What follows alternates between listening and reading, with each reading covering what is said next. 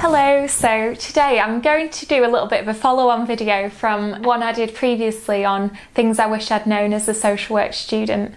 The first thing I wanted to think about is actually about documentation. So it sounds like a dry topic, but bear with me.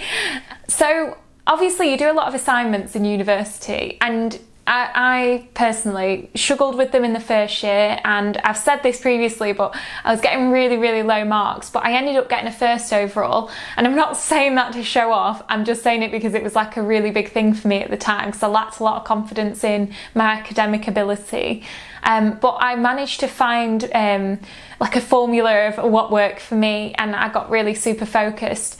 But I think I developed a skill of writing assignments, and then I came into practice, and a practice educator said to me with my first assessment that I'd written, "Why can't you write in an assessment as good as you can write assignments?" Because she'd read one of my assignments, she thought, oh well, that's brilliant and this will be easy.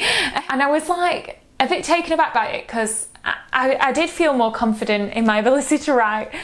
And then I thought, what have I done wrong here? So I reflected on my actual, like, what I'd been doing in the workplace, and I was quite new on placement. I had this vision in my head that in social work you have to do everything super fast because it's a super stressful job, like everyone said.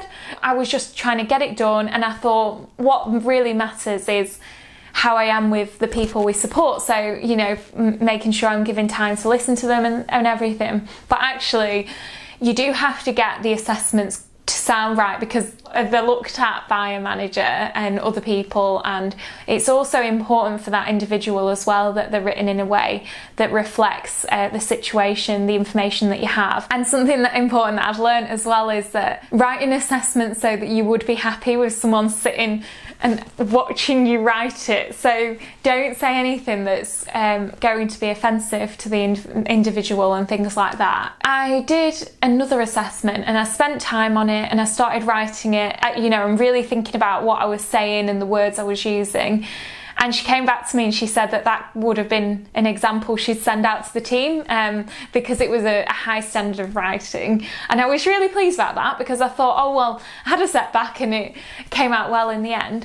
But what it made me think about is it's those practical things that you don't get told. And I think you have to recognise as a student that you haven't actually been learning how to write assessments for the past 3 years. So give yourself a break if you struggle with it at first. And I can now say, like 5 years in, nearly, I even look back at like old assessments that I've written if I haven't written one type in a while, and see the way I phrase things. And when you're sat in a team, you pick up on the wording that other people use. So as a student, something that's really good to do is ask for examples of what they expect, ask for a good quality assessment, or, you know, if it's like in adults a mental capacity assessment, they can be quite difficult to get your head around what they're actually looking for.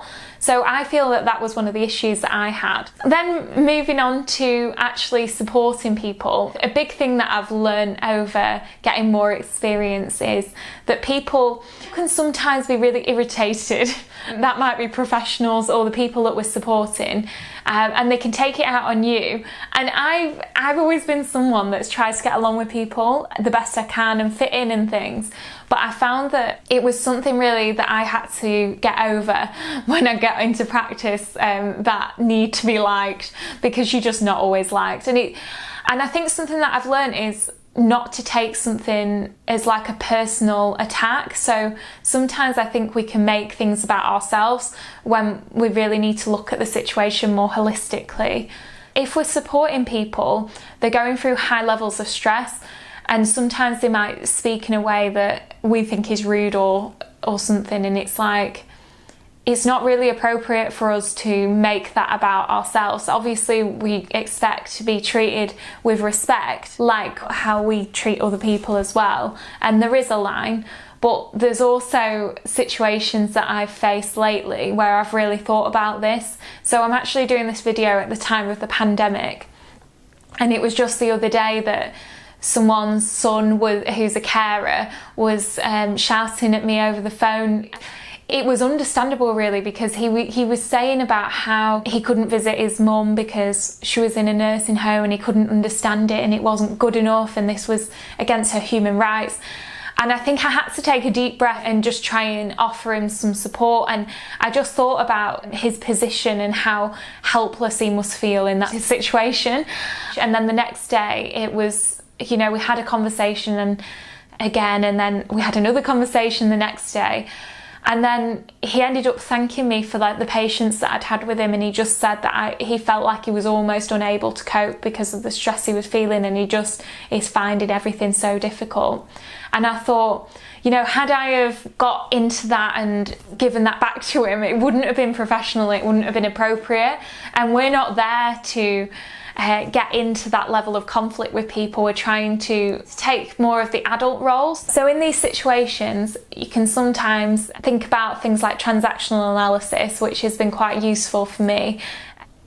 So in practice, we need to be professional and we need to take the adult role, whereas if we were to get down to the level of getting into conflict and tit for tat, basically, we might get into that child role, and then if we're having child-to-child conversations, it's not right really as a social worker. So thinking about how we can get it back to be adult conversation, because we don't want it to be like we're going into a parenting role and making the person feel like a child. That wouldn't be appropriate, because we're meant to be empowering people as professionals, and we're meant to be speaking to people as equals. But I do think that it can help you analyse those situations, and I definitely take things less to heart now. And I think that as a social worker, it's really useful to actually reflect on things like that, because it can make you realise what it is and how you've progressed as a person over time. And in those situations, it can take a toll on you when you're dealing with that level of emotion and you are taking it on yourself and you're trying to manage everything. So I think that's when colleagues are so important. And the last thing I wanted to bring up in this video is that I understood on a basic level that social work was going to be stressful, and the advice I'd been given is, you know, keep on top of your case notes and the practical things like that. But I don't think that I really understood the emotional impact of every day carrying so much responsibility, and that is really hard. And I think almost like in normal life, we need to think about our own well-being and doing things that make us happy and taking time for ourselves. I think in social work, it's just working out how you can do that on a consistent basis on a day-to-day. I now ensure that I have the number for where you can get the counselling, and it's all confidential, so that if I ever got to the point where I was really, really stressed, I know that I can speak to someone and it'll all remain private. And then it's also making use of informal and formal supervision as well. So booking in time with your manager if you need it, but also finding colleagues that can support you as well. So I've done something over the pandemic where I've like recognised someone that I really click with, and I don't mind talking about things that are a bit embarrassing. Like if I feel like I'm really just freaking out about a situation that maybe I am sort of overthinking, I don't want to go in and talk to everyone about it because I don't want people to judge me, but we can just have a laugh about it, and it's like we understand and get each other's ways. So that's been really helpful, because it's made it more like, it's just made it so that when I go home I feel better, because we just get along on that level. So that's been really nice. So I think it's find who you get along with, and when you get into practice it can be really helpful. I think that in terms of workplaces, I'm currently working in a role that is quite autonomous with a health team, and I know that certain social workers go into those roles quite quickly, and I think that I got this role, it was required that it was an experienced social worker that did it because you are on your own. But I think those jobs can be difficult when you're not sat with a big team, and I think it is important to work out some sort of system so that you get and support yourself around that. So yeah, I'm going to continue to do these sorts of videos, so put a comment below if there's anything particular you'd like me to address, and thanks for listening.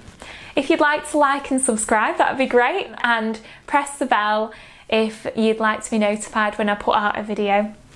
Thank you.